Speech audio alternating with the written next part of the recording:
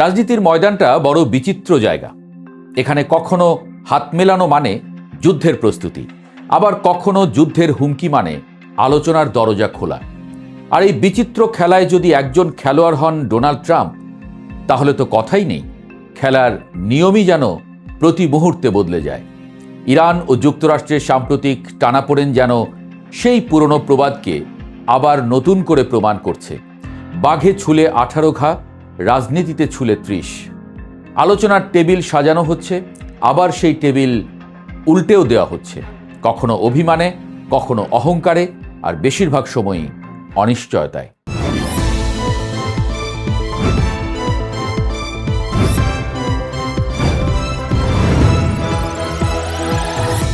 ঘটনার শুরুটা বেশ নাটকীয়। ইরান হঠাৎ করে হরমুজ প্রণালী বন্ধ করে দিল, বিশ্ব বাণিজ্যের এক মহাসড়ক, যেখানে তেলের ট্যাঙ্কারগুলো যেন পৃথিবীর অর্থনীতির শ্বাস প্রশ্বাস বহন করে। সেই প্রণালী বন্ধ হওয়ার মাত্র 24 ঘন্টার মাথায় ট্রাম্প সিদ্ধান্ত নিলেন ইসলামাবাদে মার্কিন কর্মকর্তাদের পাঠানো হবে তেহরানের সঙ্গে আলোচনায় বসার জন্য। এই সিদ্ধান্তকে কেউ বলছেন কূটনৈতিক তৎপরতা, কেউ বলছে চাপের রাজনীতি, কিন্তু তেহরান এটাকে দেখেছে একেবারেই অন্যভাবে। তাদের কাছে হরমুজ প্রণালী এখন কেবল জলপথ নয়, বরং দর কষাকষির সবচেয়ে শক্তিশালী অস্ত্র। ইরান বুঝে গেছে এই খেলায় আবেগ দিয়ে কিছু হবে না, তারা ঠান্ডা মাথায় খেলতে চায়। তাদের বিশ্বাস, যেখানে ওয়াশিংটনের সিদ্ধান্ত নেওয়া হয় টুইটের মাধ্যমে, সেখানে তেহরানের সিদ্ধান্ত নেওয়া হয় হিসাব করে, ধীরে এবং কৌশলে। কিন্তু সমস্যা হচ্ছে, এই দুই ধরনের কূটনীতির মধ্যে দূরত্বটা ঠিক যেমন মরুভূমির দুই প্রান্ত, দেখা যায় কিন্তু ছোঁয়া যায় না। আস্থা, এই শব্দটা এখানে সবচেয়ে বড় অনুপস্থিত চরিত্র। ইরান ও যুক্তরাষ্ট্রের সম্পর্ক এমন এক জায়গায় এসে দাঁড়িয়েছে যেখানে কেউই নিশ্চিত নয় অন্যজন কি ভাবছে। বিশেষ করে ট্রাম্পকে নিয়ে এই অনিশ্চয়তা আরও গভীর। তিনি কখন কি বলবেন বা বলার পর তা মানবেন কিনা, এটা যেন এক চিরন্তন ধাঁধা।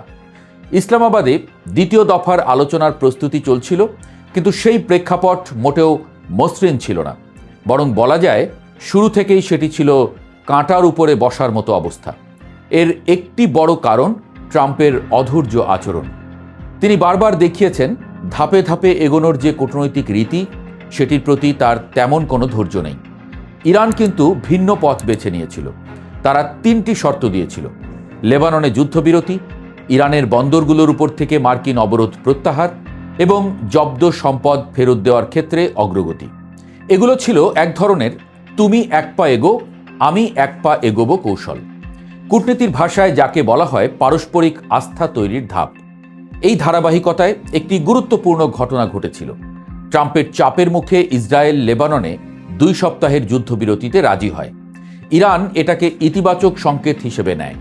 বিনিময়ে তারা হরমুজ প্রণালীতে তাদের নিয়ন্ত্রণ আংশিক শিথিল করার কথা জানায়। ইরানের পররাষ্ট্রমন্ত্রী আব্বাস আরাগচি হঠাৎ করেই টুইট করে এই ঘোষণা দেন, যেন কূটনীতির মঞ্চে এক ঝলক আলো দেখা গেল। সবাই ভেবেছিল এবার বুঝি বরফ গলছে, কিন্তু সেই আশায় জল ঢালতে সময় লাগেনি। ট্রাম্প একগুচ্ছ টুইটে জানালেন অবরোধ থাকছে। শুধু তাই নয়, তিনি এমন একটা চিত্র তুলে ধরলেন যেন ইরান পুরোপুরি নতি স্বীকার করেছে। তিনি দাবি করলেন ইরান হরমুজে সব বিধিনিষেধ তুলে নিয়েছে এবং তাদের উচ্চ মাত্রায় সমৃদ্ধ ইউরেনিয়াম যুক্তরাষ্ট্রের হাতে তুলে দিতে রাজি হয়েছে। এই বক্তব্য ছিল ঠিক যেন দাবার বোর্ডে নিজের ঘুঁটি না চালিয়ে প্রতিপক্ষের চালও নিজের নামে ঘোষণা করা। ফলাফল যা হবার তাই হলো। তেহরানে ক্ষোভের আগুন জ্বলে উঠল। ইরানের পক্ষ থেকে দ্রুত এই দাবি প্রত্যাখ্যান করা হলো।